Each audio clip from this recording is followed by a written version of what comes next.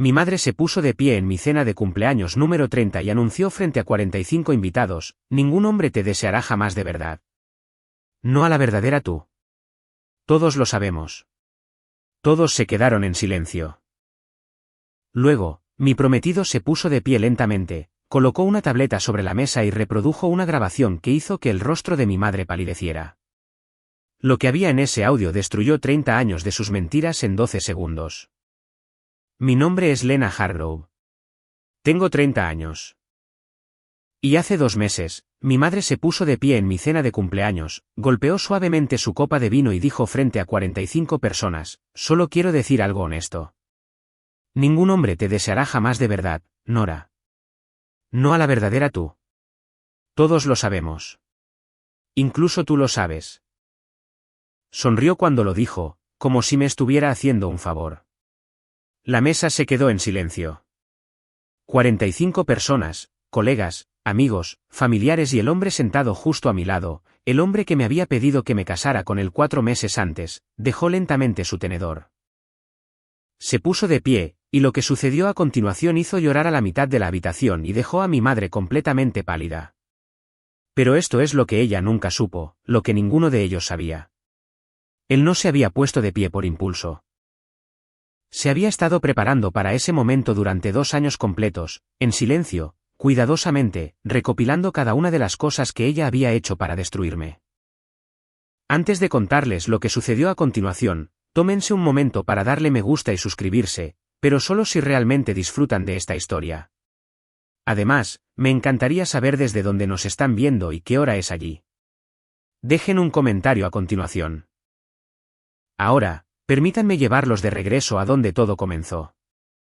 Para entender lo que sucedió esa noche, necesitan entender la familia en la que crecí. Por fuera, los Hargrove parecían una familia perfectamente común. Vivíamos en una casa colonial de 3 pisos en la avenida Wentworth en Charleston, Carolina del Sur. Contraventanas color crema, un porche envolvente, un árbol de magnolia en el patio delantero que florecía cada abril. Los vecinos solían detenerse y felicitar a mi madre por los macizos de flores que mantenía a lo largo del camino de entrada. Paula Hargrove siempre sonreía y decía: muchas gracias. Un hogar debe reflejar a las personas que viven en él. Ella creía eso con todo su corazón. El problema era que ella curaba todo: los macizos de flores, los muebles, las tarjetas de las festividades y a sus hijos con el mismo ojo. Todo tenía que verse bien. Todo tenía que funcionar correctamente. Y cuando algo no encajaba en la imagen que tenía en su mente, no lo arreglaba. Simplemente lo empujaba al fondo del marco donde nadie pudiera verlo. Ese algo era yo. Éramos 4 en la casa. Dennis Hargrove. Mi padre, un ingeniero civil que trabajaba largas horas y volvía a casa callado, prefiriendo la paz de su taller en el garaje a cualquier conversación que pudiera requerir que tomara partido. Paula, mi madre, una ama de casa a tiempo completo que trataba las apariencias sociales de la manera en que algunas personas tratan la religión, con devoción total y cero tolerancia a la duda. Tara, mi hermana menor por 3 años, de naturaleza fácil, bonita, encantadora sin esfuerzo de una manera que hacía que los adultos se inclinaran hacia ella en las mesas de la cena. Y yo. Yo era la que no encajaba del todo. No porque fuera difícil. No porque causara problemas. Yo era callada. Era estudiosa. Sacaba buenas notas sin pedir ayuda. Leía libros de arquitectura a los 13 años porque la geometría de los edificios me fascinaba genuinamente. No necesitaba mucho. Me decía a mí misma que eso era algo bueno. Mirando hacia atrás ahora, creo que confundí el ser de bajo mantenimiento con ser invisible. Esas no son la misma cosa. El patrón comenzó temprano. Tenía 7 años la primera vez que recuerdo haberlo notado claramente. Había ganado un concurso regional de dibujo en la escuela, un paisaje urbano en el que había pasado 3 fines de semana, copiando cuidadosamente las líneas del centro de Charleston de una fotografía que había arrancado de una revista. Mi maestra, la señorita Alderton, había llamado a nuestra casa para decírselo a mi madre personalmente. Recuerdo estar sentada en las escaleras escuchando la voz de mi madre en el teléfono en la cocina. Eso es encantador, dijo. Y ahora, sobre el recital de Tara del próximo jueves. Cree que el gimnasio de la escuela tendrá demasiado eco para la presentación. Eso fue todo. La conversación siguió adelante. El recital fue de lo único que todos hablaron en la cena. No mencioné el concurso de dibujo. Puse la cinta en el cajón de mi escritorio y lo cerré. Esa fue la primera vez. No sería la última. Para cuando tenía 16 años, había aprendido a dejar de esperar una reacción. Ese es un tipo específico de dolor. El dolor de un niño que deja de esperar. No se anuncia a sí mismo. Simplemente se instala en silencio como el polvo en un estante. Solo lo notas cuando alguien lo limpia. Para el cumpleaños número 16 de Tara, Paula organizó una fiesta en el jardín en el patio trasero. 30 invitados, un servicio de catering de Mount Pleasant, un pastel personalizado de un pastelero francés en la calle King, 3 pisos con azúcar pintada a mano. Dennis alquiló un cuarteto de cuerdas.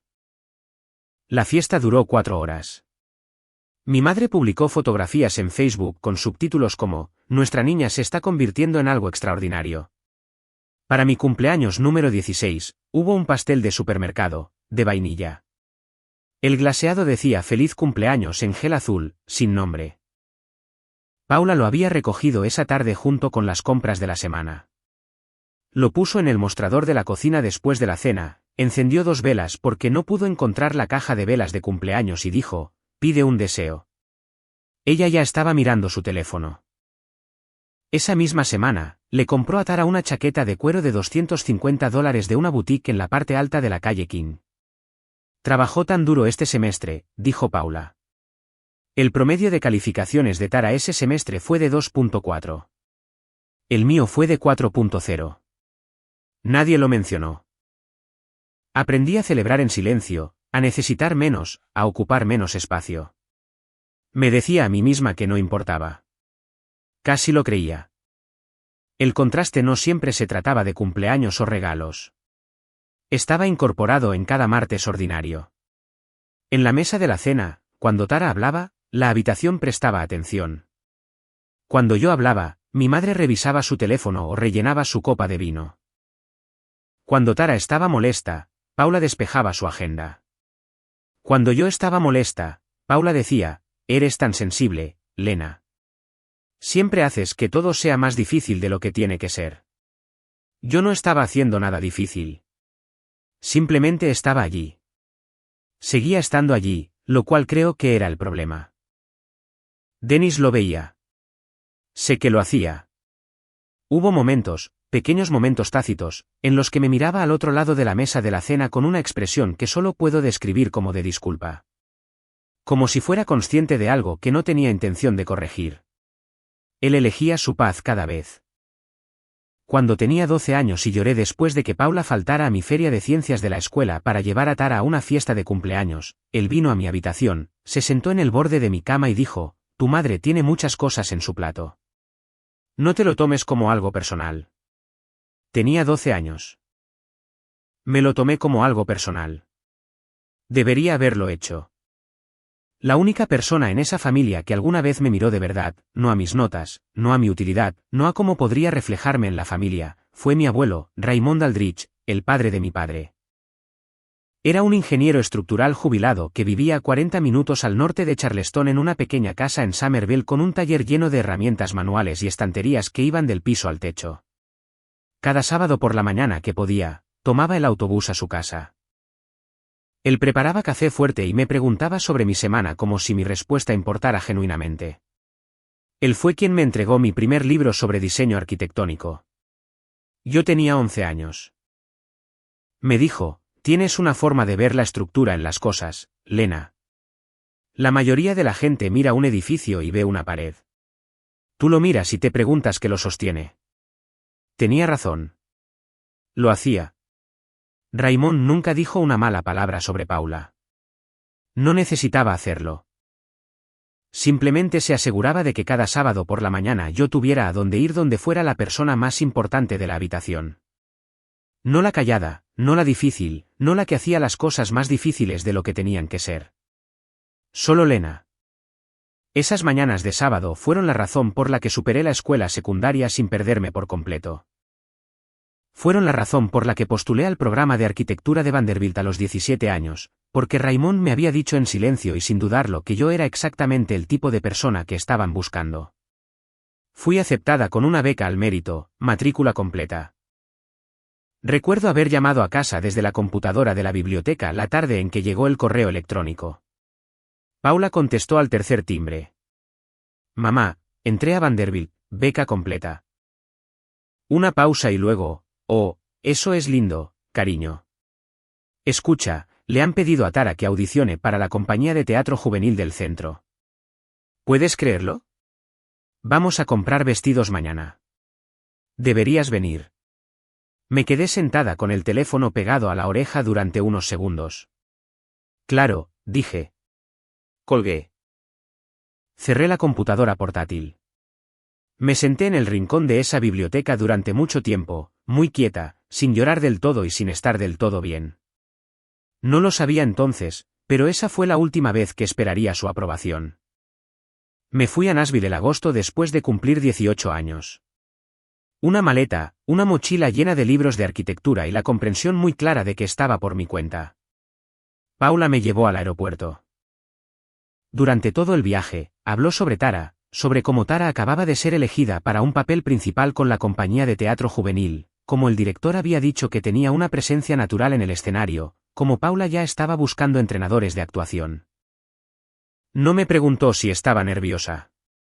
No me preguntó qué era lo que más esperaba. Cuando nos detuvimos en la terminal de salidas, me dio un abrazo con un solo brazo y me dijo, estudia mucho. No llames demasiado tarde. Me acuesto a las 10. Rodé mi maleta por las puertas correderas sola. No lloré hasta que pasé por seguridad. Vanderbilt fue el primer lugar en mi vida donde mi cerebro fue tratado como un activo en lugar de un inconveniente. Mis profesores usaban palabras como preciso y original cuando hablaban de mi trabajo. Me quedaba hasta tarde en el estudio la mayoría de las noches, no porque tuviera que hacerlo, sino porque por primera vez estaba construyendo algo y nadie me pedía que lo hiciera más pequeño. Hice amigos lentamente. Nunca había sido buena para las amistades rápidas, pero las que hice fueron reales. Personas que discutían sobre estructuras de carga con mal café a la medianoche. Personas que entendían que un edificio nunca era solo un edificio. Llamaba a casa todos los domingos. Las llamadas duraban unos 7 minutos en promedio. Paula me ponía al día sobre Tara. Dennis decía, ¿cómo está la escuela? Yo decía, bien. Él decía, bien. Ese solía ser el final de todo. Me gradué 4 años después con honores, en el 5% superior de mi clase. Una mención de la facultad por mi tesis de último año, un rediseño de un distrito costero histórico que mi profesor envió a una revista regional de arquitectura. Fue publicado en la primavera de mi último año.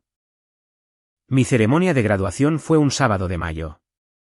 El césped principal de Vanderbilt, 1200 estudiantes. La universidad había enviado la invitación con 6 semanas de anticipación. Dennis tenía una obligación laboral ese fin de semana. Envió un mensaje de texto la noche anterior. Muy orgulloso de ti, niña. La próxima vez. Paula vino. Quiero ser justa al respecto. Ella estaba allí con una blusa color crema y gafas de sol sentada en la sección familiar con una expresión que sugería que estaba manejando la experiencia en lugar de disfrutarla. Cuando llamaron mi nombre y caminé por el escenario, miré a la multitud y encontré su rostro. Estaba mirando su teléfono. Le di la mano al decano. Acepté mi diploma. Caminé de regreso a mi asiento. Nadie en mi fila sabía que mi madre acababa de perderse el momento para el que había conducido 8 horas para asistir. Me senté muy recta y me dije a mí misma que no importaba. Después de la ceremonia, me encontró en el césped. Me abrazó correctamente esta vez, con ambos brazos, y me dijo, estoy tan contenta de que lo hayan hecho afuera. El clima es hermoso. Luego, Tara recibió una llamada para un comercial, uno nacional. ¿No es emocionante? Yo dije, eso es genial. Almorzamos en un restaurante cerca del campus. Paula pasó la mayor parte del tiempo en su teléfono enviándole a Tara actualizaciones de texto sobre la llamada. El camarero me felicitó cuando vio mi toga y birrete. Paula le sonrió como si ella lo hubiera organizado. No hubo cena, ni brindis, ni publicación en Facebook. 3 semanas después de la graduación, la llamada para el comercial de Tara fracasó. Paula me llamó para hablar de ello durante 45 minutos. Escuché. Dije las cosas correctas. Cuando colgué, me senté en el suelo de mi nuevo apartamento en Nashville y traté de recordar la última vez que mi madre me había llamado solo para preguntar cómo estaba. No pude. Pero fue el año en que cumplí 22 que las cosas comenzaron a cambiar en una nueva dirección. Una dirección que no entendí hasta mucho más tarde. Su nombre era Jordan. Era un ingeniero civil que conocí en una reunión de la industria en el centro de Nashville. Atento, estable, el tipo de persona que recordaba pequeñas cosas que mencionabas de pasada. Salimos durante 6 meses. Fue la primera relación en la que había estado en la que no sentía que necesitaba interpretar una versión más pequeña de mí misma para ser aceptable. Se lo presenté a mi familia en el Día de Acción de Gracias. Paula fue cálida con él, genuinamente cálida, más animada de lo que la había visto en años. Le hizo preguntas sobre su trabajo, se rió de sus bromas, le volvió a llenar el vaso antes de que tuviera que pedirlo. Recuerdo haber pensado que lo estaba haciendo bien. Recuerdo haber sentido algo parecido a la esperanza. Jordan se fue 3 semanas después del Día de Acción de Gracias. Sin discusión, sin advertencia. Simplemente se volvió distante en el transcurso de una semana. Y luego, un martes por la noche, llamó y dijo, no creo que esto vaya a funcionar, Lena. Lo siento. Cuando le pregunté por qué, dijo que necesitaba tiempo para pensar. Nunca volvió a llamar. Me dije a mí misma que era el momento. Me dije a mí misma que algunas cosas simplemente terminan. Seguí adelante. Me concentré en el trabajo. Tenía 23 años, luego 24. Asumí proyectos más grandes. Fui ascendida a asociada junior en la firma donde había comenzado como dibujante. Mi trabajo estaba siendo notado por personas que importaban en la industria. Luego estaba Marcus, de 24 años, un arquitecto paisajista que conocí a través de un colega mutuo. Cálido, divertido. Me hacía sentir como la persona más interesante en cualquier habitación. Salimos durante 8 meses, la relación más larga que había logrado mantener. Conocí a su familia. Él conoció a la mía de nuevo. Paula fue encantadora. Hizo su famoso bizcocho de limón. Le preguntó a Marcus sobre sus proyectos. Lo abrazó en la puerta cuando se fue y le dijo que era bienvenido en cualquier momento. Marcus terminó las cosas 5 semanas después. Una llamada telefónica. Simplemente no veo un futuro aquí. Lo siento, Lena. Su voz era rígida de una manera que no coincidía con el hombre que conocía. Cuando lo presioné suavemente porque necesitaba entender, dijo algo que me dejó helada. Alguien me dijo algunas cosas. Debería haber hablado contigo al respecto. No lo hice. Eso estuvo mal. ¿Qué cosas?, pregunté. Una larga pausa. No importa ahora, dijo. Colgó. Me quedé en mi cocina durante mucho tiempo después de eso. El refrigerador zumbaba. Un automóvil pasó por la calle. Repetí la conversación 3 veces, 4 veces, tratando de encontrar la costura en ella. Alguien me dijo algunas cosas. ¿Quién? ¿Qué cosas? ¿Qué podría haber dicho alguien que volviera frío a un hombre cálido y atento? En el lapso de 5 semanas, no tuve respuesta. Lo archivé en el lugar donde guardaba cosas que no podía explicar. Me dije a mí misma que era una coincidencia. 2 relaciones, 2 finales silenciosos, 2 hombres que simplemente decidieron que yo no era suficiente. Era buena diciéndome cosas a mí misma, pero en algún lugar debajo de la superficie, una pregunta había echado raíces. Una que aún no estaba lista para hacer. No hasta mucho más tarde. No hasta Owen. La tercera relación terminó de la misma manera. Su nombre era Derek, un ingeniero estructural con el que había trabajado en un proyecto de desarrollo de uso mixto en el centro de Nashville. Habíamos salido durante 7 meses.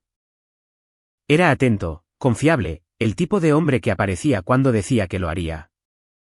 Había empezado a creer en algo con él. No en voz alta, había aprendido a no creer en las cosas en voz alta, sino en silencio, de la forma en que te permites esperar cuando has dejado de esperar ser decepcionada. Conoció a mi familia en la cena de Pascua. Paula estuvo una vez más inmaculada. Le sonrió a Derek como si fuera la persona más interesante que había conocido en años. Le preguntó sobre su firma, sobre sus proyectos, sobre dónde se veía a sí mismo en 10 años. Llenó su té dulce sin que se lo pidieran. Lo acompañó a su auto cuando terminó la cena y se quedó en el porche saludando hasta que sus luces traseras desaparecieron en la esquina. 6 semanas después, Derek se sentó frente a mí en una cafetería en la avenida Charlotte y dijo con genuina incomodidad en su voz: no creo que sea la persona adecuada para ti, Lena. Creo que te mereces a alguien mejor. Había escuchado variaciones de esa oración antes, pero esta vez tenía 26 años y estaba cansada de aceptar respuestas que no respondían a nada. ¿Alguien te dijo algo?, pregunté. ¿Sobre mí? Miró a la mesa solo por un segundo, pero lo vi. No importa, dijo. Solo creo. Derek se detuvo. Me miró y luego, lentamente, dijo: tu madre me llamó hace unas 3 semanas. Dijo que estaba preocupada por ti. Dijo que habías luchado con tu salud mental durante mucho tiempo y que los hombres en tu vida necesitaban saber eso antes de que las cosas se pusieran serias. La cafetería siguió moviéndose a mi alrededor. Un barista gritó un nombre. La silla de alguien raspó el suelo. El mundo continuó a su ritmo ordinario mientras algo dentro de mí se quedaba completamente quieto. Ella dijo eso, dije. No una pregunta, una confirmación. Dijo que me lo estaba diciendo porque se preocupaba por ti, que no quería que me tomaran por sorpresa. Sacudió la cabeza lentamente. Debería haber acudido a ti directamente. Lo siento. Conduje a casa en silencio. Estacioné frente a mi edificio de apartamentos y me senté en el auto durante mucho tiempo, 40 minutos, tal vez más. Las luces de la calle se encendieron. Las vi parpadear a la vida una por una. 3 hombres, 3 finales silenciosos. Y ahora, por primera vez, tenía un nombre para lo que había sucedido. Mi madre. Pensé en Jordan. Pensé en Marcus, que había dicho que alguien le había dicho algunas cosas antes de colgar. Pensé en cada conversación que Paula había tenido con los hombres que llevaba a casa. Tan cálida, tan atenta, tan genuinamente interesada. Lo había interpretado como un esfuerzo, como si ella lo estuviera intentando. Había estado tan hambrienta de su aprobación que había confundido el sabotaje con el afecto. Me senté con ese conocimiento durante 3 días antes de conducir a la casa de mis padres. No grité. No lloré. Me senté a la mesa de la cocina frente a Paula, junté las manos y dije: llamaste a Derek y le dijiste que tenía problemas de salud mental. Ella no se inmutó. Eso fue lo que más me asustó. Levantó su taza de café, tomó un sorbo lento y dijo: te estaba protegiendo, Lena. Esos hombres no eran adecuados para ti. Una madre sabe estas cosas. Se lo hiciste a Jordan también. Y a Marcus. Una pausa, luego: no sé qué te dijo Derek, pero estás convirtiendo esto en algo que no es. Te amo. Todo lo que hago es porque te amo. Dennis estaba sentado en la barra de la cocina. Dejó la sección del periódico que estaba leyendo. Me miró. Miró a Paula. Y luego volvió a levantar el periódico. Conduje a casa y no hablé con ninguno de ellos durante 2 meses. Fue durante esos 2 meses que comencé a pasar los sábados en la casa de Raymond de nuevo. Tenía 26 años, conduciendo 40 minutos hasta Somerville cada fin de semana como si tuviera 17 de nuevo. Pero necesitaba un lugar que se sintiera seguro. Necesitaba a alguien que no reformulara mi realidad en el momento en que la describía. Raymond escuchó todo. No interrumpió. Cuando terminé, se quedó callado por un largo momento, mirando por la ventana a su jardín trasero donde las azaleas estaban empezando a florecer. He sabido sobre tu madre durante mucho tiempo, dijo finalmente. Más tiempo que tú.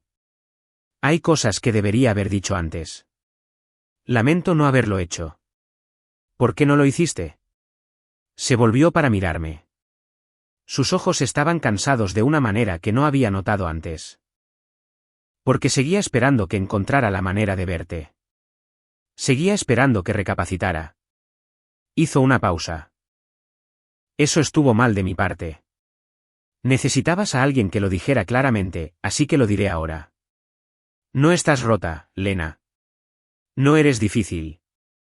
No eres una carga. Eres la persona con la visión más clara de esa familia. Y eso siempre la ha hecho sentir incómoda. No lloré. Había agotado mis lágrimas en el viaje en auto a casa desde la cafetería de Derek. Pero algo se aflojó en mi pecho, algo que había estado anudado allí durante tanto tiempo que había dejado de sentirlo como tensión y había comenzado a sentirlo simplemente como la forma de las cosas. Bebimos café hasta que oscureció afuera. Antes de irme, Raymond fue a su estudio y regresó con un pequeño sobre, color crema, sellado con una tira de cinta adhesiva, mi nombre escrito en el frente con su letra precisa de ingeniero. No abras esto todavía, dijo. Lo presionó en mis manos. Guárdalo en un lugar seguro. Cuando cumplas 30 años, ábrelo. No antes. Lo miré. ¿Por qué a los 30? Sonrió levemente, con seguridad, la sonrisa de un hombre que había pensado en algo con mucho cuidado. Porque a los 30 sabrás exactamente qué hacer con lo que hay adentro. Quise preguntar más, pero la forma en que lo dijo cerró la pregunta suavemente, de la forma en que una puerta bien ajustada se cierra sin hacer ruido. Puse el sobre en mi bolso. Esa noche, lo coloqué en el fondo del cajón de mi escritorio detrás de una fila de revistas de arquitectura, y no lo volví a tocar.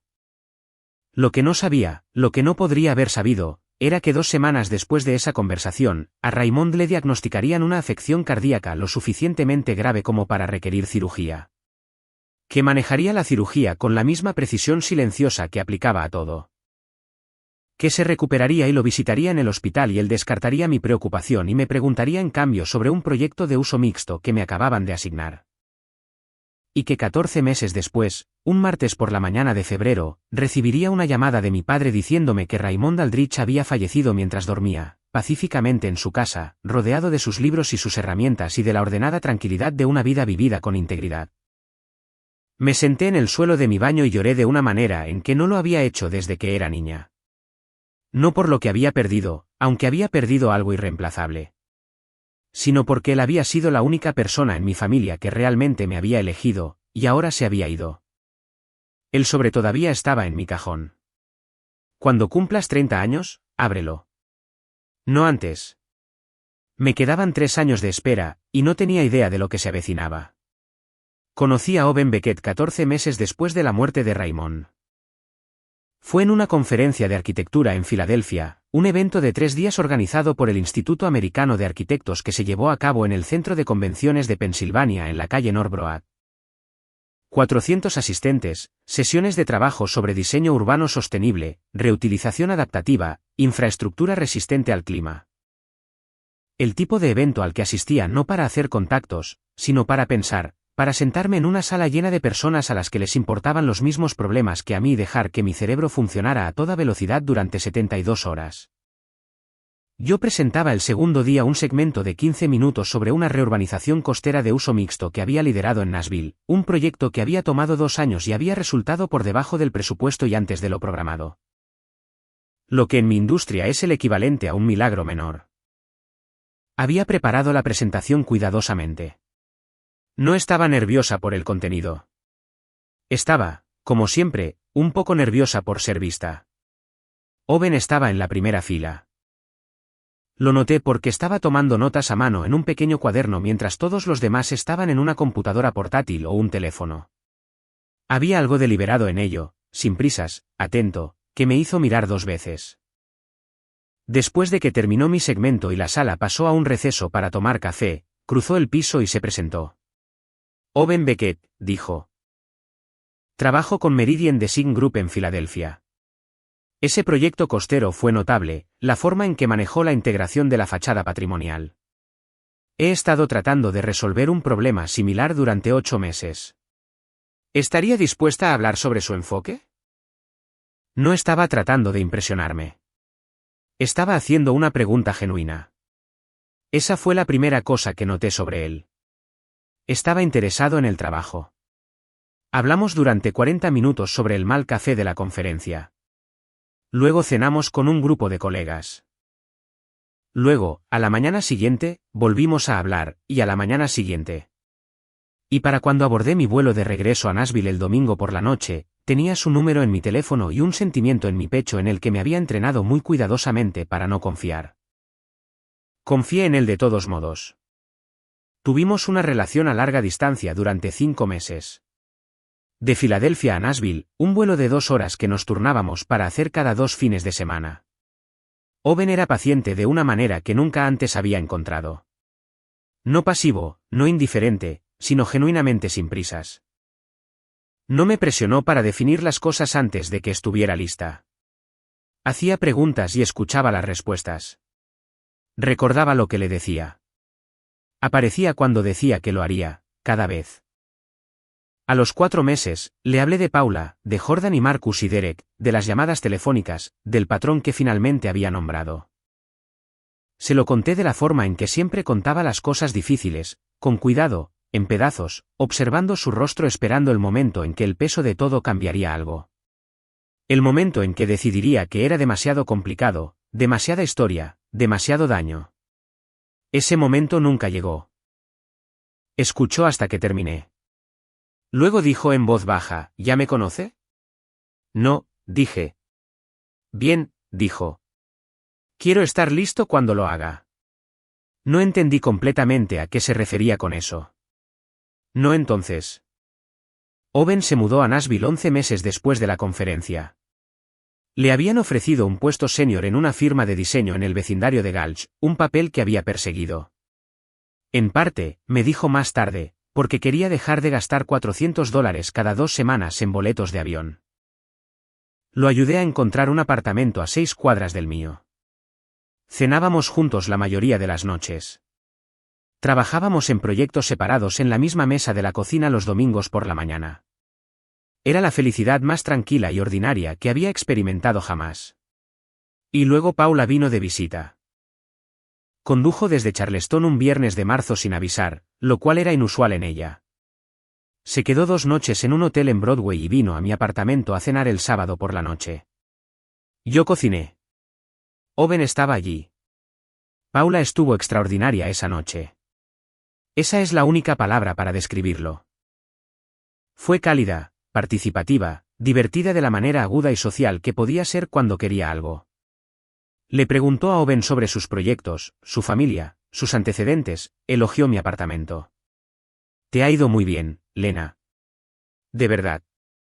En un tono que logró sonar genuino y vagamente sorprendido.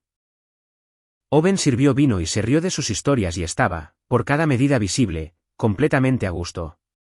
Lo observé al otro lado de la mesa de la cena. Estaba sonriendo. Estaba atento. Era todo lo que un invitado a cenar encantador debería ser. Pero sus ojos eran diferentes. Había pasado casi un año aprendiendo el rostro de Owen Beckett. Conocía la diferencia entre su expresión de escuchar y su expresión de procesar. Conocía la forma en que su mandíbula se movía ligeramente cuando estaba archivando algo. Esa noche, en mi propia mesa de comedor, lo vi archivar todo lo que decía mi madre, cada desviación, cada cumplido que contenía una sutil disminución. Cada vez que ella redirigía una conversación sobre mí hacia una historia sobre Tara, él no decía nada. Sonreía, le volvía a llenar la copa y hacía otra pregunta. Después de que ella se fue, él lavó los platos mientras yo guardaba las sobras. Ninguno de los dos habló durante unos minutos. Luego dijo sin darse la vuelta, llamó a Jordan. Dejé el recipiente que sostenía. ¿Cómo sabes lo de Jordan? Me dijiste su nombre una vez hace meses. Lo busqué. Tomamos un café cuando estuve en Nashville para esa visita al sitio en enero. Cerró el grifo y se dio la vuelta. Su expresión era tranquila, segura. Me contó todo sobre la llamada telefónica, lo que ella dijo. Él pensó que tú lo sabías. La cocina estaba muy en silencio. No lo sabía, dije. No hasta Derek. Owen asintió lentamente. Lo sé. Jordan se sintió terrible por eso. Dijo que debería habértelo dicho. Hizo una pausa. Marcus también. Lo encontré a través de un colega. Confirmó lo mismo. Diferente llamada telefónica, mismo guión.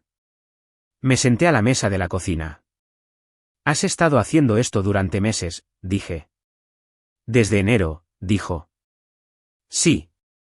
¿Por qué no me lo dijiste? Sacó la silla frente a mí y se sentó. Cruzó las manos sobre la mesa, el mismo gesto silencioso y deliberado que le había visto usar 100 veces cuando estaba pensando en algo con cuidado. Porque necesitaba saber a qué me enfrentaba antes de decir nada, dijo. Y porque no quería que llevaras esto sola antes de saber cuán firme era el suelo.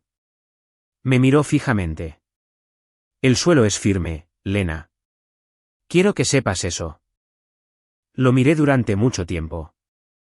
Afuera, Broadway estaba viva con el ruido habitual del sábado por la noche, la música que subía desde los bares honky tonks, las risas, el sonido distante de una banda haciendo una prueba de sonido. Nashville haciendo lo que hacía Nashville, indiferente a la revolución silenciosa que ocurría en mi cocina. ¿Qué vas a hacer con lo que encontraste?, pregunté. Se quedó callado por un momento. No voy a hacer nada, dijo. Todavía no. No a menos que ella me dé una razón. 3 meses después, me propuso matrimonio en la azotea del primer edificio que había diseñado en Nashville. Un complejo residencial de uso mixto en el barrio de Germantown. 6 pisos, fachada de ladrillo recuperado, un jardín en la azotea que había sido mi idea y mi lucha para mantener en el presupuesto. Le había pedido acceso al administrador del edificio. Había traído una botella de vino y 2 copas envueltas en un paño de cocina. Sin fotógrafo, sin multitud, solo nosotros dos y el horizonte de Nashville al anochecer, todo ámbar y violeta y posibilidades. Dije que sí antes de que terminara la oración. Y cuando llamé a mi madre para decirle que estaba comprometida, ella dijo, «Oh, qué encantador. Espero que sepa en lo que se está metiendo». Se rió después de decirlo como si fuera una broma. No era una broma. La fiesta de cumpleaños fue idea de Paula. Ese es el detalle al que quiero que se aferren. Ella lo propuso. Ella lo planeó. Ella eligió el lugar, la lista de invitados, la disposición de los asientos. Me llamó 3 semanas antes de mi cumpleaños número 30 y dijo con su voz más cálida, «Quiero hacer algo especial para ti este año, Lena. Vas a cumplir 30. Eso merece una verdadera celebración». Debería haber dicho que no. Mirando hacia atrás ahora, entiendo exactamente por qué quería esa habitación. 45 personas, familiares, colegas, viejos amigos, los padres de Owen que habían conducido desde Savannah, un público cautivo, Paula Hargrove en el centro de todo, interpretando el papel de madre devota para todos a los que alguna vez había querido impresionar. Pero dije que sí porque Owen me había dicho que dijera que sí. Deja que tenga la habitación, dijo en voz baja la noche que le conté sobre la llamada. Necesito que tenga la habitación. No le pedí que me explicara más. Había aprendido en el transcurso de nuestra relación que cuando Owen hablaba con esa calidad particular de quietud en su voz, ya había pensado 6 pasos por delante de la conversación que estábamos teniendo. Confiaba en él. Así que llamé a Paula y le dije que sí. El restaurante era Usk en la calle Queen en Charleston. Paula había elegido realizar la cena en mi ciudad natal en lugar de Nashville. Para que toda la familia pueda venir sin el gasto de viajar, dijo, lo cual era razonable en la superficie y que también significaba que estaba en su propio territorio. 45 invitados alrededor de una larga mesa de comedor privada en la habitación trasera. Mantelería blanca, velas altas, un menú que Paula había seleccionado ella misma de las opciones de precio fijo. Fue, por cualquier medida externa, una hermosa noche. Owen se sentó a mi izquierda. Tara se sentó frente a mí con un vestido que costaba más que mi primer mes de alquiler, revisando su teléfono debajo de la mesa cuando pensaba que nadie miraba. Dennis se sentó en el otro extremo, callado como siempre, bebiendo su bourbon, con la cuidadosa paciencia de un hombre que cuenta los minutos hasta que pudiera volver a su taller. La ausencia de Raymond se sentó a la mesa como una silla vacía que nadie reconoció. La cena continuó. Los platos iban y venían. Se sirvió vino. Las conversaciones se superponían. Paula se movió por la habitación de la manera particular que tenía, tocando hombros, riendo en los momentos adecuados, haciendo que cada invitado se sintiera visto individualmente. Era magnífica en esto. Había pasado 30 años perfeccionándolo. Llegó el postre. Habían traído un pastel. 3 pisos, flores de magnolia en azúcar blanca. Genuinamente hermoso. La habitación cantó feliz cumpleaños. Apagué 30 velas de un solo soplo. Y Owen me apretó la mano debajo de la mesa. Y luego Paula se puso de pie. Levantó su copa de vino. La golpeó 2 veces con su cuchara de postre. La habitación se instaló en el silencio atento particular de las personas que esperan un brindis. Sonrió, esa cálida sonrisa practicada que había visto funcionar en extraños toda mi vida. Solo quiero decir algo, comenzó desde el corazón, porque para eso son los cumpleaños. Miró alrededor de la mesa, haciendo contacto visual con los invitados, atrayéndolos. ¿Lena siempre ha sido, como digo esto? ¿Complicada? Siempre ha hecho las cosas a su manera, a su propio ritmo. Nunca ha hecho nada fácil. Una pequeña risa. Varias personas sonrieron con incertidumbre. Pero ahora tiene 30 años, y creo que es hora de que alguien diga la verdad en voz alta porque creo que en el fondo ella ya lo sabe. La habitación se había quedado muy quieta. Paula me miró directamente. Ningún hombre te deseará jamás de verdad, Nora. No a la verdadera tú. Todos lo sabemos. Incluso tú lo sabes. Usó el nombre equivocado. Estaba tan absorta en su propia actuación que usó el nombre equivocado, Nora. Quienquiera que fuera, alguna versión imaginada de una hija que había construido en su cabeza y ni siquiera se dio cuenta. 45 personas. Completo silencio. Sentí que el aire abandonaba la habitación. Sentí que la mano de Owen, que había estado descansando sobre la mesa junto a la mía, se quedaba completamente quieta. Escuché a Tara tomar aire bruscamente desde el otro lado de la mesa. Escuché a Dennis dejar su vaso de bourbon. Escuché a alguien en el otro extremo de la mesa, creo que fue la madre de Owen, hacer un pequeño sonido que no fue del todo una palabra. No me moví. Había pasado 30 años aprendiendo a no moverme cuando Paula detonaba algo en una habitación. Cómo mantener mi rostro neutral, cómo doblar el daño en un cuadrado pequeño y apretado y ponerlo en un lugar interno donde nadie pudiera verlo. Era muy buena en esto. Pero no necesité usar esa habilidad esta noche porque Owen se puso de pie. No empujó su silla hacia atrás dramáticamente. No levantó la voz. Simplemente se puso de pie en toda su altura con la misma calma sin prisas que aportaba a todo, metió la mano en el bolsillo interior de su chaqueta y colocó una tableta plana sobre la mesa frente a él. A mí también me gustaría decir algo, dijo. Su voz era completamente nivelada. La voz de un hombre que había ensayado este momento, no con ira, sino con precisión. Miró a Paula. Ella todavía estaba de pie con la copa de vino en la mano, la sonrisa comenzando a flaquear en los bordes. Hace 3 años, dijo Owen, un hombre llamado Jordan recibió una llamada telefónica. La persona que llamó le dijo que la mujer con la que salía tenía graves problemas de salud mental, que debería terminar la relación antes de que las cosas se pusieran difíciles. Hizo una pausa. La persona que llamó era la madre de Lena. La habitación no se movió. 2 años después de eso, un hombre llamado Marcus recibió la misma llamada. El mismo lenguaje, la misma advertencia, la misma persona que llamaba. Owen se inclinó y presionó reproducir en la tableta. La voz de Paula llenó el comedor privado en el restaurante Uk en la calle Queen en Charleston, Carolina del Sur. Clara, sin prisas, inconfundible. Ella tiene problemas mentales graves. Te digo esto porque me preocupo por mi hija. Huye mientras puedas. 12 segundos de audio. 12 segundos que Paula había hablado por teléfono creyendo que nunca tendría que rendir cuentas por ellos. Él dejó que terminara. Luego dijo, esa fue la llamada a Derek. Tengo las otras 2 también. Jordan y Marcus me dieron permiso para usarlas. La copa de vino de Paula todavía estaba levantada. No se había movido desde que comenzó el audio. Su rostro había pasado de estar actuando a algo completamente diferente. Un vacío, un recálculo ocurriendo en tiempo real detrás de sus ojos. Mientras intentaba localizar la salida de una habitación que ella misma había construido, no había salida. Lena, dijo Owen, se volvió hacia mí, su voz cambió, todavía tranquila, pero ahora cálida, completamente cálida, la voz que usaba solo conmigo. Eres la persona con la visión más clara, disciplinada y genuinamente brillante que he conocido. Y nunca, ni por un segundo, he querido a nadie más. Levantó su copa de vino. Feliz cumpleaños, dijo. Lo miré por un largo momento. Me ardían los ojos. No lloré. Todavía no. Lloraría más tarde en el auto con la mano de Owen sobre la mía y Charleston alejándose por el espejo retrovisor.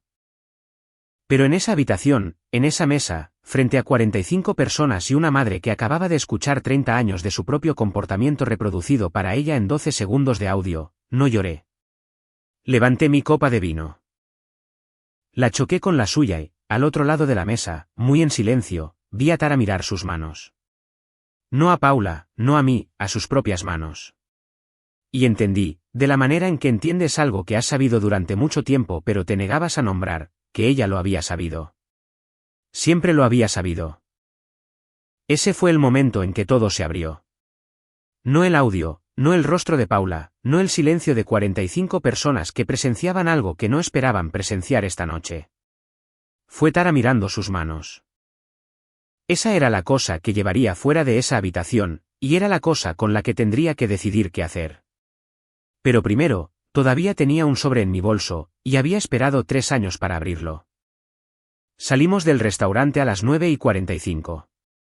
Owen condujo. Me senté en el asiento del pasajero con mi bolso en el regazo, el sobre adentro, y vi las luces de Charleston deslizarse por la ventana. Ninguno de los dos habló durante los primeros 10 minutos. No era un silencio incómodo. Era el silencio de dos personas que acababan de pasar juntas por algo grande y necesitaban un momento para dejar que la magnitud se asentara. Owen giró hacia la calle East Bay y se dirigió al norte a lo largo del paseo marítimo. El río Cooper era oscuro y ancho a nuestra derecha. El puente Ravenel se iluminó a lo lejos como una suspensión de fuego blanco contra el cielo. Había crecido con ese puente. Lo había dibujado 100 veces de niña tratando de entender la geometría de los cables. Esta noche se veía diferente. Todo se veía diferente. ¿Estás bien?, preguntó Owen. Aún no lo sé, dije. Creo que sí. Él asintió. No presionó. Después de un rato, dije, ¿planeaste todo eso? Sí. Durante 2 años. Desde enero del año pasado. Sí. Me volví para mirarlo. Su perfil era estable bajo la luz que pasaba. La misma expresión sin prisas que siempre usaba. La misma calidad de quietud que me había hecho confiar en él desde el principio. Nunca me lo dijiste, dije. No. ¿Por qué? Se quedó callado por un momento. Luego, porque habías pasado 30 años escuchando que eras inestable. Lo último que necesitabas era que la persona que te amaba te tratara como alguien que necesitaba ser protegida de la información. Miró de reojo. No te estaba protegiendo de ello. Estaba construyendo el caso. Hay una diferencia. Volví a mirar el río. Hay una diferencia, dije. Extendió la mano y tomó la mía. No dijo nada más. No necesitaba hacerlo.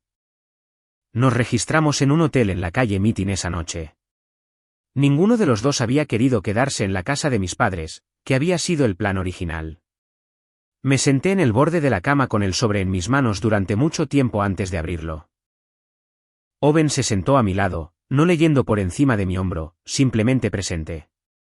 Esperando. Lo abrí. Adentro había 2 cosas. La primera era una carta manuscrita en el papel color crema de Raymond, con su letra de molde precisa de ingeniero, 3 páginas por delante y por detrás. La segunda era un documento legal doblado con el membrete de un bufete de abogados de Filadelfia que no reconocí. Leí la carta primero. No compartiré cada palabra aquí. Parte de ella me pertenece solo a mí. Pero la parte que importa, la parte que he leído tantas veces desde entonces que puedo recitarla de memoria, decía así. Lena, si estás leyendo esto. Tienes 30 años y yo me he ido. Quiero que sepas que te he observado toda tu vida con más admiración de la que alguna vez encontré las palabras adecuadas para expresar. Eres precisa. Eres paciente. Eres más amable de lo que las personas a tu alrededor han merecido. Lamento no haber dicho esto lo suficientemente alto mientras estuve allí para decirlo. Lo que puedo hacer ahora es darte algo sólido. Algo que nadie te pueda quitar. Úsalo como lo necesites.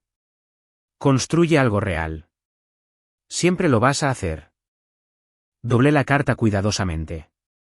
Tomé el documento legal. Era un instrumento de fideicomiso. Fideicomisario y otorgante Raymond Aldrich. Establecido 11 años antes, el año en que cumplí 19, el año en que me fui a Vanderbilt y estructurado para transferir su contenido completo a mí en mi cumpleaños número 30 con la firma de Filadelfia actuando como administrador independiente. El fideicomiso contenía 2 activos. El primero era una cuenta en efectivo, $300,000 acumulados durante 11 años a través del ahorro cuidadoso y metódico de Raymond. Había vivido de manera sencilla toda su vida. Casa pequeña, herramientas de segunda mano, sin vacaciones, sin extravagancias. Cada dólar excedente había ido a parar a esta cuenta para mí. El segundo era una participación del 40% en la propiedad de un inmueble comercial en Filadelfia, un edificio de uso mixto de 4 pisos en la calle Sansom en el vecindario de Rittenhouse Square en el que Raymond había invertido en silencio a través de la firma de Filadelfia hace 14 años. El edificio estaba totalmente alquilado. Generaba ingresos anuales confiables. Su valor tasado actual, según el documento, era de poco más de $1.2 millones. Me senté con ese documento en mi regazo durante mucho tiempo. Owen lo leyó cuando se lo entregué. Lo leyó 2 veces. Luego lo dejó cuidadosamente en la mesa de noche de la forma en que dejas algo que importa. Él lo sabía, dije. Sí, dijo Owen. Sabía exactamente lo que estaba haciendo. Raymond Aldrich había pasado 11 años construyéndome una salida. No de mi vida, de la versión de mi vida en la que tenía que pedirle algo a alguien de mi familia. Lo había hecho en silencio, metódicamente, con la misma precisión que aplicaba a los cálculos de carga y las evaluaciones estructurales. Había confiado en que yo estaría lista a los 30. Había tenido razón. No dormí mucho esa noche. Pero no fue un desvelo infeliz. Fue el desvelo de una persona cuya vida acaba de cambiar sobre su eje y que necesita tiempo para ubicar el nuevo terreno. En los meses que siguieron, las cosas se movieron rápidamente. Owen y yo regresamos a Nashville a la mañana siguiente. Me puse en contacto con el bufete de abogados de Filadelfia a la semana siguiente, una conversación con una abogada paciente y minuciosa llamada Sandra Biow, que me guió a través de la transferencia del fideicomiso con un cuidado meticuloso. El dinero en efectivo llegó a mi cuenta 6 semanas después. Los documentos de la propiedad se transfirieron a mi nombre poco después. Sandra me puso en contacto con el administrador de la propiedad del edificio, un hombre capaz llamado Arthur Finlay, que había estado supervisando el edificio de la calle Sansom durante 9 años y se sintió aliviado de tener por fin a una propietaria activa con la que trabajar. Volé a Filadelfia para ver el edificio en persona. Owen vino conmigo. Nos paramos en la acera de la calle Sansom en una mañana gris de noviembre y miramos hacia la fachada de ladrillo de 4 pisos, una construcción original de la década de 1920.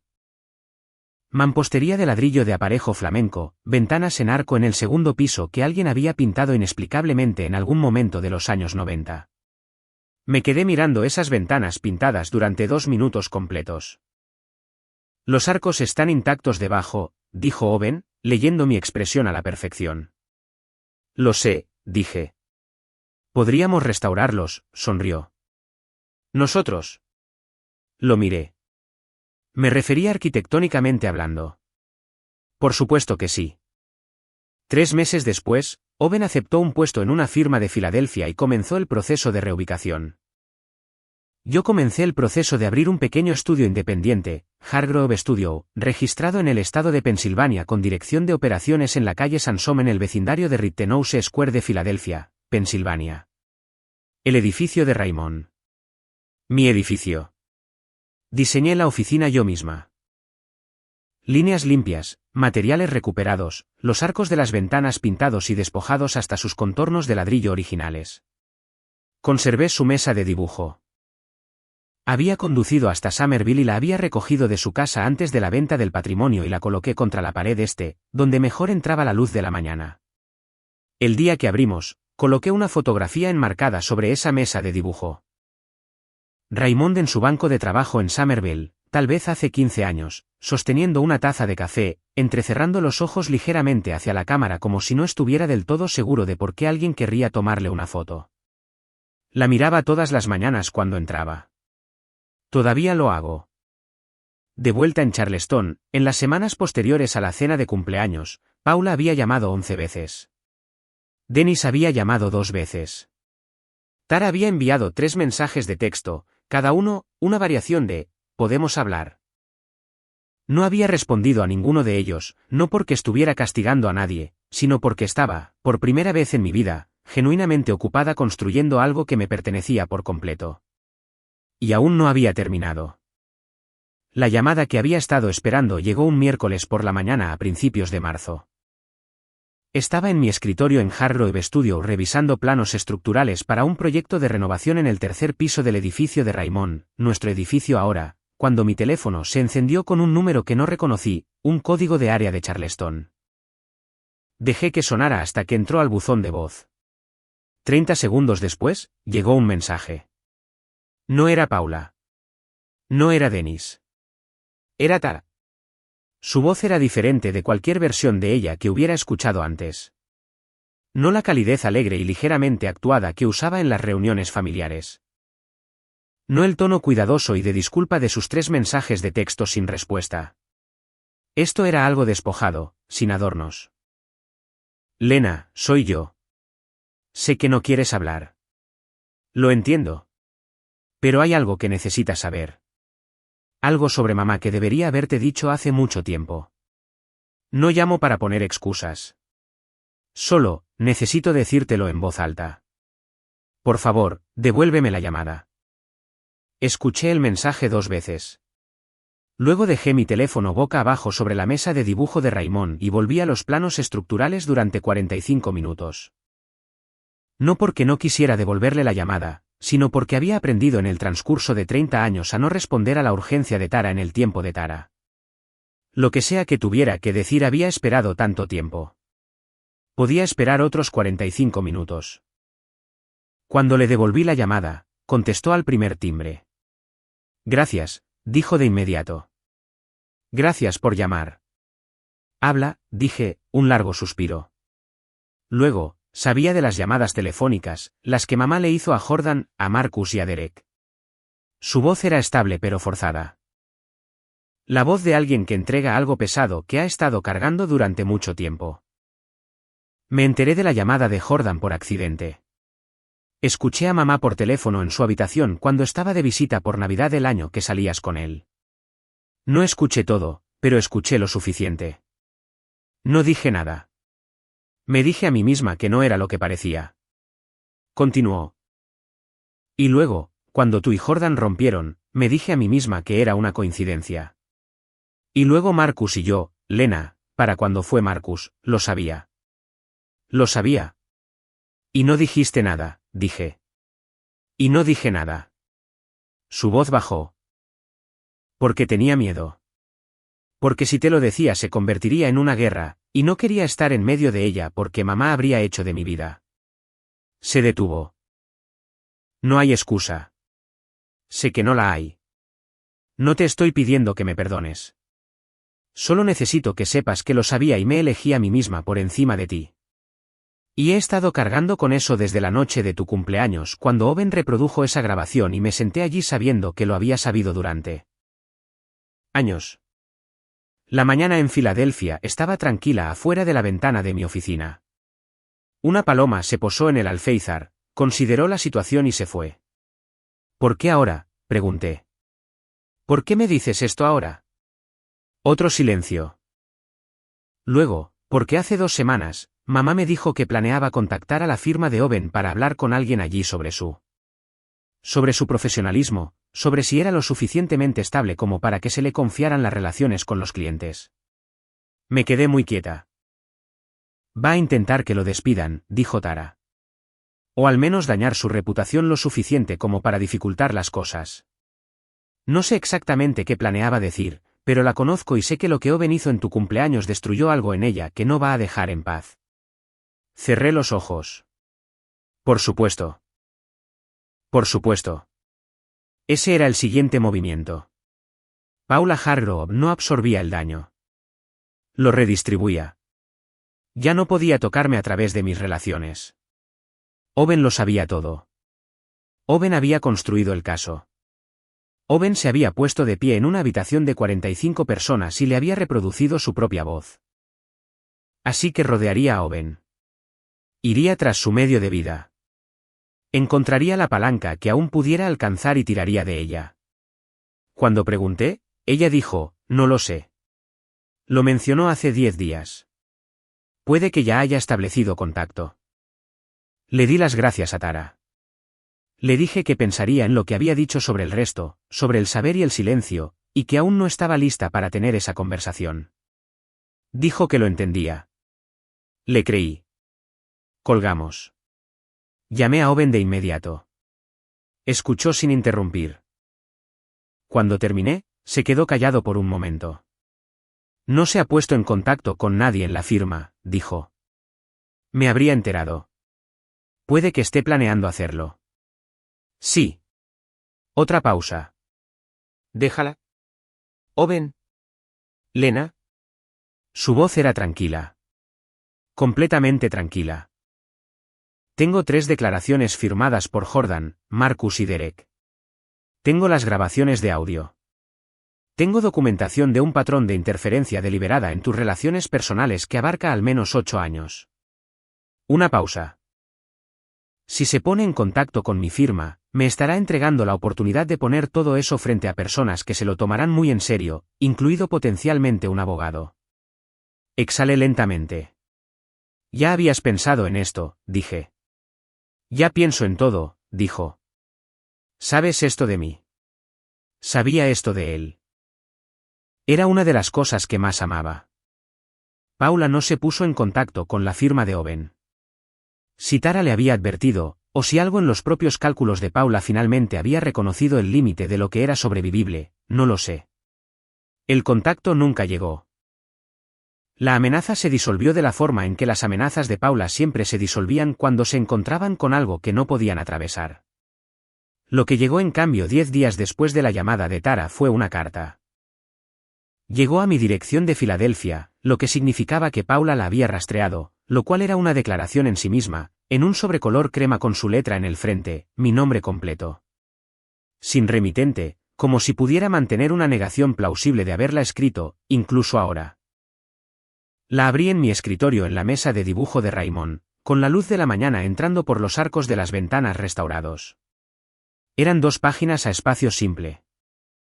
La letra de Paula es distintiva, grande, inclinada hacia adelante, la escritura de una mujer a la que le dijeron que tenía una caligrafía hermosa en el 3er grado y la ha estado exhibiendo desde entonces. La carta era una disculpa con la forma arquitectónica de una disculpa, pero sin los elementos de carga de una. Contenía las frases, lamento que te hayas sentido herida y solo quise lo mejor y el amor de una madre es complicado y espero que algún día lo entiendas. No contenía las palabras, me equivoqué. No contenía saboteé tus relaciones deliberada y repetidamente. No contenía te llamé por el nombre equivocado frente a 45 personas porque he pasado 30 años viendo a una hija que inventé en lugar de la que tenía. Era, en otras palabras, una actuación de remordimiento en lugar del remordimiento en sí mismo. La leí una vez. La doblé en tercios. La coloqué en el cajón inferior de la mesa de dibujo de Raymond, no porque mereciera ser guardada, sino porque había aprendido a no tomar decisiones permanentes inmediatamente después de sentir algo. Luego abrí mi computadora portátil y saqué los planos de planta en los que había estado trabajando. Había un premio regional de arquitectura para el que había sido nominada, el Premio de Honor de la Haya de Pensilvania para prácticas emergentes que se otorga anualmente a firmas de menos de 5 años, demostrando un diseño excepcional y un impacto en la comunidad.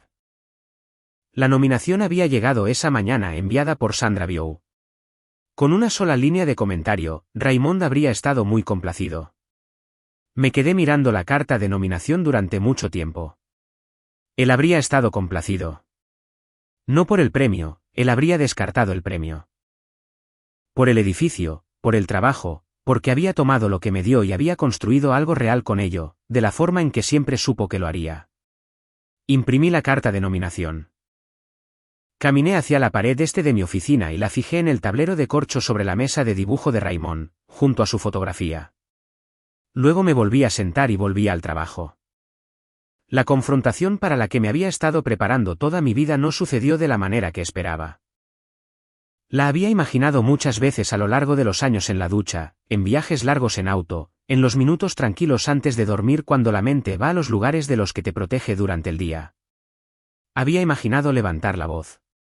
Había imaginado a Paula levantando la suya.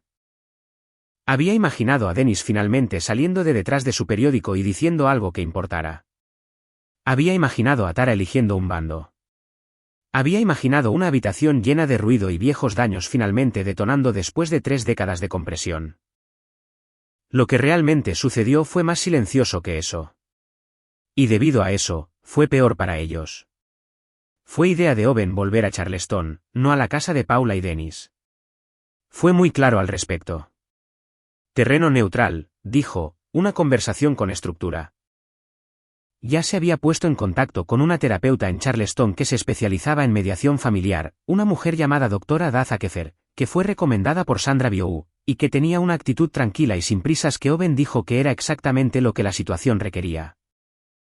Paula aceptó asistir porque se lo pedí. Creo que creía que sería una oportunidad para presentar su versión de los acontecimientos a un público profesional. Creo que entró en esa habitación esperando ser comprendida. Dennis vino porque Paula vino.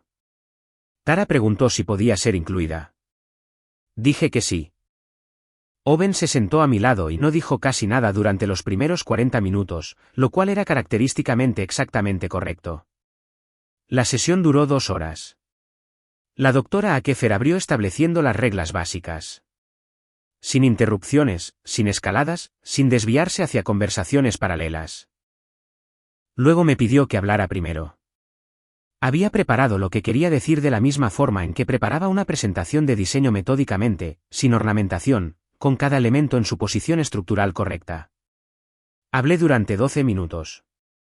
Describí el patrón tal como lo había experimentado. Los cumpleaños, las graduaciones, las llamadas telefónicas, los hombres, los 12 segundos de audio que Owen había reproducido en una mesa frente a 45 personas porque era el único lenguaje al que Paula había respondido, el lenguaje de las consecuencias públicas. No levanté la voz. No lloré. Hablé de la forma en que Raymond siempre había hablado precisamente con la confianza de alguien que ha medido todo 2 veces antes de plasmarlo en papel. Cuando terminé, la habitación estaba muy en silencio. La doctora Akefer miró a Paula. Le gustaría responder. Paula se enderezó en su silla. Había venido vestida como para un compromiso social, blusa de seda, aretes de perlas, cabello peinado perfectamente, la actuación completa. Cruzó las manos en su regazo y dijo, creo que Lena siempre ha tenido una tendencia a interpretar las cosas de la manera más negativa posible. Cometí errores como madre. Toda madre lo hace, pero la idea de que yo deliberadamente. Reprodujo una grabación, dijo la doctora. Akefer suavemente pero sin dudarlo. De su propia voz, diciéndole a un hombre que su hija era mentalmente inestable. Las manos de Paula se apretaron en su regazo. Estaba preocupada por ella. Le dijiste que huyera, dije, con voz nivelada. Esas fueron tus palabras exactas. Huye mientras puedas. Eso no es preocupación. Eso es demolición. Silencio. Dennis miró al suelo. Tenía la expresión de un hombre que había sabido durante 30 años que esta habitación existía en algún lugar en el futuro y había pasado cada uno de esos años esperando poder jubilarse antes de tener que sentarse en ella. Dennis, dijo la doctora. Akefer ha estado muy callado. ¿Qué le gustaría decirle a su hija? Levantó la vista. Me miró y vi que algo se movía por su rostro. No era culpa exactamente, porque la culpa implica sorpresa. Y Dennis nunca se había sorprendido por nada de esto. Era algo más cercano al agotamiento. El agotamiento de un hombre que había tomado una decisión hacía mucho tiempo y había estado viviendo de los intereses compuestos de esa decisión desde entonces. Lo siento, Lena, dijo. Debería haber hecho más. Sabía lo que estaba pasando y me dije a mí mismo que no era mi lugar él. Se detuvo, miró sus manos. No hay una buena forma de terminar esa oración. No, dije. No la hay. Fue lo más honesto que me había dicho en 30 años. No arregló nada. Pero fue real, y lo archivé en el lugar donde guardaba las cosas reales. Luego me volví hacia Tara. Había estado sentada muy quieta desde que comenzó la sesión, con las manos envueltas alrededor de un vaso de papel con agua que se había enfriado hacía mucho tiempo. Se veía más joven de lo que la había visto en años, despojada de la fácil confianza que el favoritismo de Paula siempre le había proporcionado como un andamio. Lo sabías, dije, no en tono acusatorio, no con frialdad, solo una declaración de hechos que requería reconocimiento. Sí, dijo ella. Lo sabía. ¿Por cuánto tiempo? Desde Jordan. Su voz estaba apenas por encima del tono de la habitación. Escuché la llamada telefónica. Me dije a mí misma que era. Me dije muchas cosas. Sé lo que te dijiste, dije. Yo también pasé 30 años diciéndome cosas. Me miró. Tenía los ojos húmedos. Lo siento, Lena. Lo digo en serio. No es un acto. Se detuvo y algo casi como una pequeña y dolorosa risa cruzó su rostro.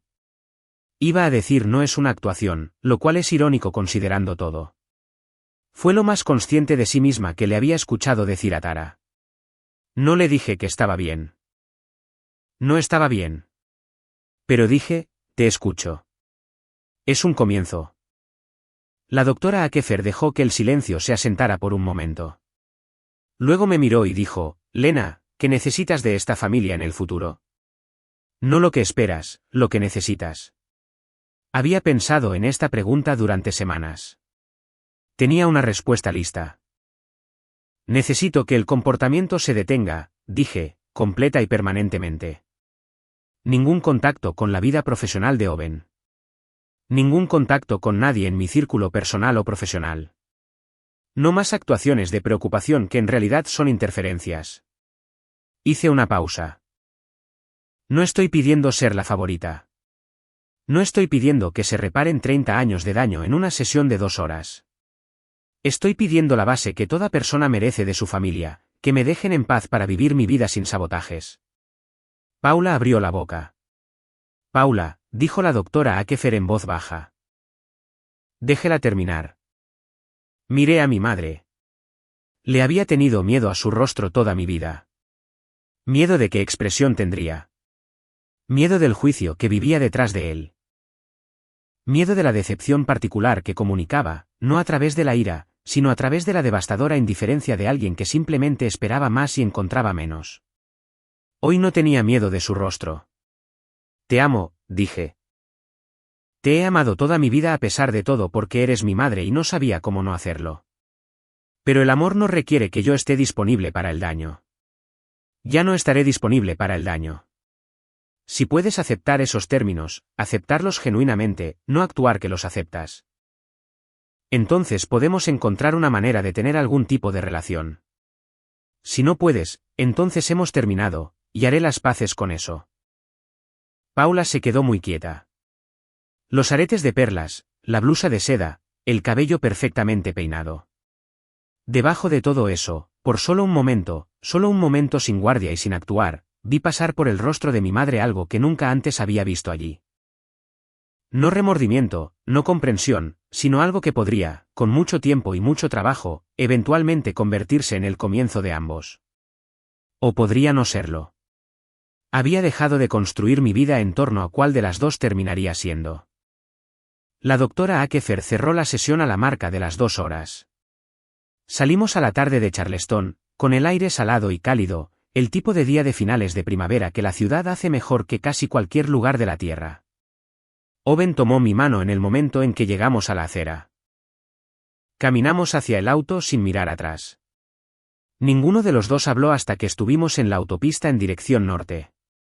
Entonces Owen dijo, ¿cómo te sientes? Lo pensé honestamente. De la forma en que Raymond siempre me había enseñado a pensar en las cosas, sin la respuesta que quería dar, sin la respuesta que sonaba correcta, solo la cosa real y verdadera.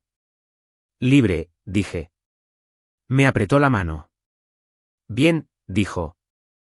Y eso fue suficiente. 6 meses después de la sesión con la doctora Akefer, Owen y yo nos casamos. Fue un sábado de octubre en Filadelfia en un pequeño jardín detrás de una casa adosada histórica en el vecindario de Rittenhouse Square que un colega nos había ofrecido para la tarde. 22 invitados. Los padres de Owen condujeron desde Savannah, mi amiga más cercana de Vanderbilt voló desde Portland. Sandra vino, lo que me sorprendió y conmovió más de lo que esperaba.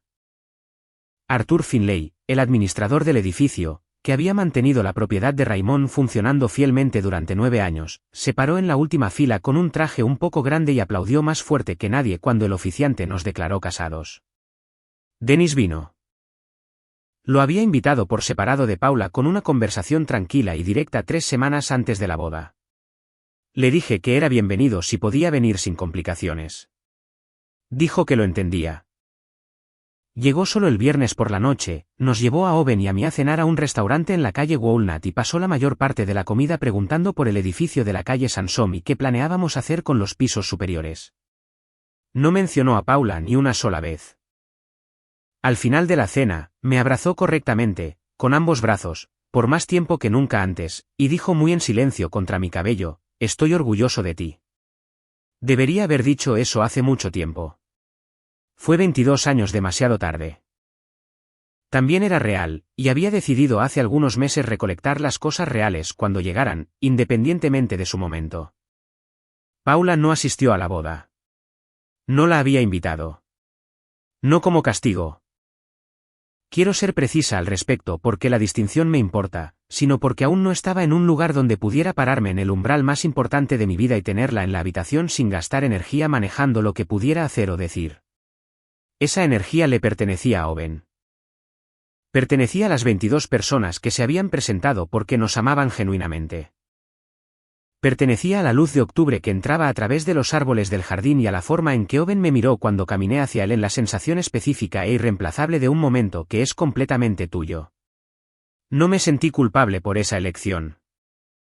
Eso, más que nada, fue como supe que había cambiado. Hargrove Studio ganó el premio de honor de la Haya de Pensilvania para prácticas emergentes 4 meses después de la boda. La ceremonia se llevó a cabo en un salón de baile en el centro de la ciudad de Filadelfia. 300 asistentes, una cena con discursos y una presentación que me había aterrorizado en silencio durante semanas. Owen se sentó en la mesa de la primera fila y me miró con una expresión para la que no tengo una palabra adecuada, en algún lugar entre el orgullo y el reconocimiento.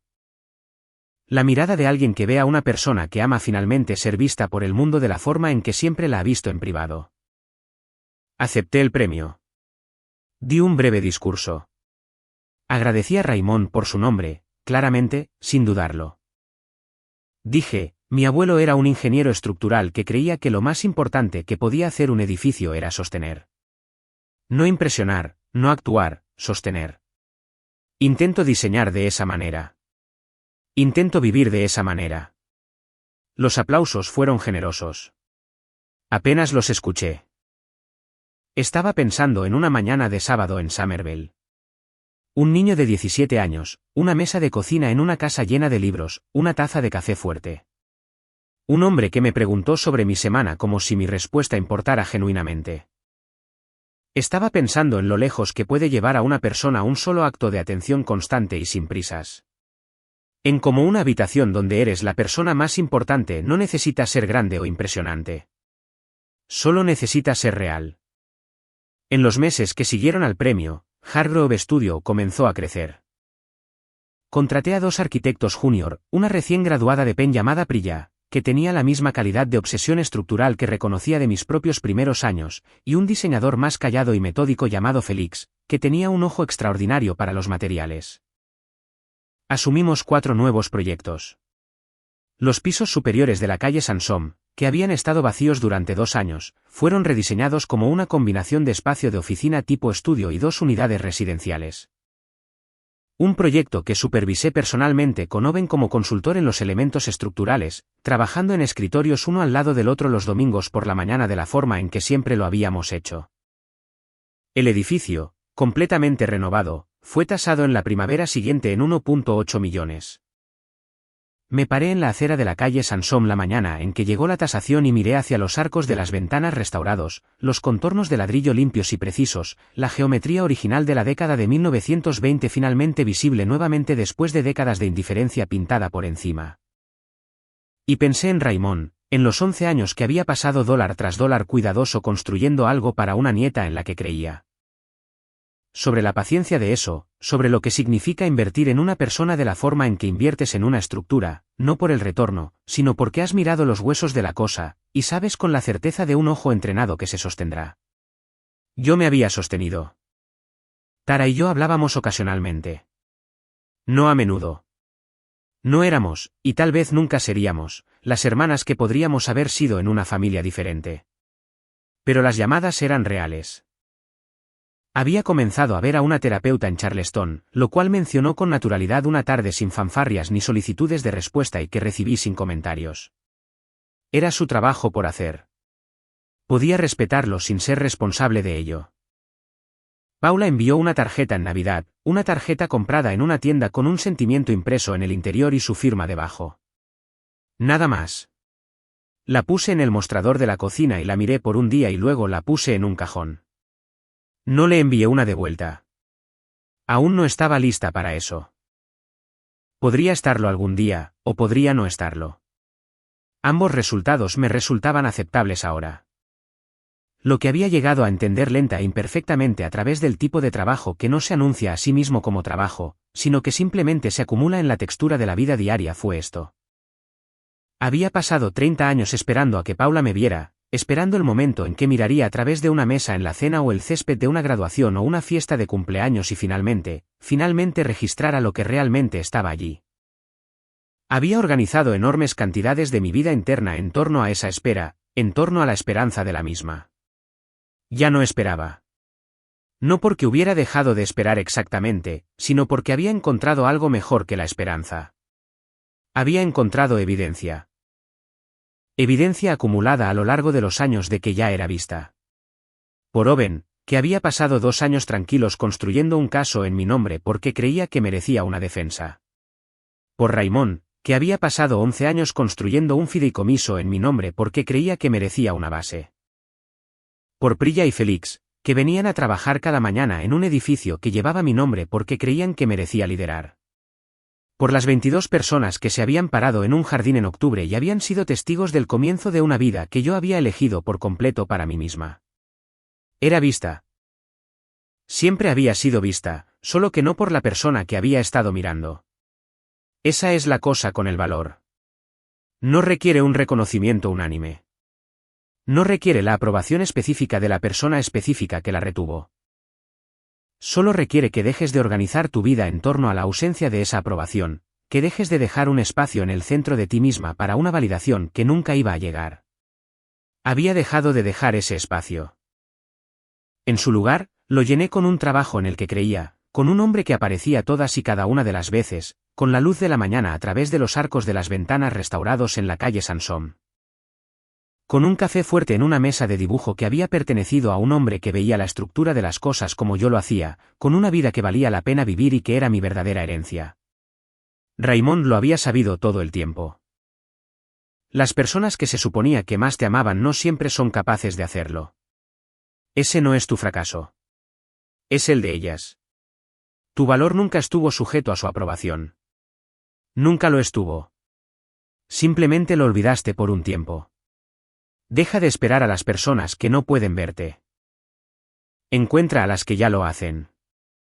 Muchas gracias por quedarse conmigo hasta el final. Si esta historia resonó con ustedes, por favor presionen ese botón de me gusta y suscríbanse. Me encantaría saber de ustedes. ¿Alguna vez han tenido que establecer un límite con la familia? ¿Cómo cambió sus vidas? Dejen sus pensamientos en los comentarios. Y si quieren más historias como esta, echen un vistazo al vídeo en la descripción. Hasta la próxima, cuídense.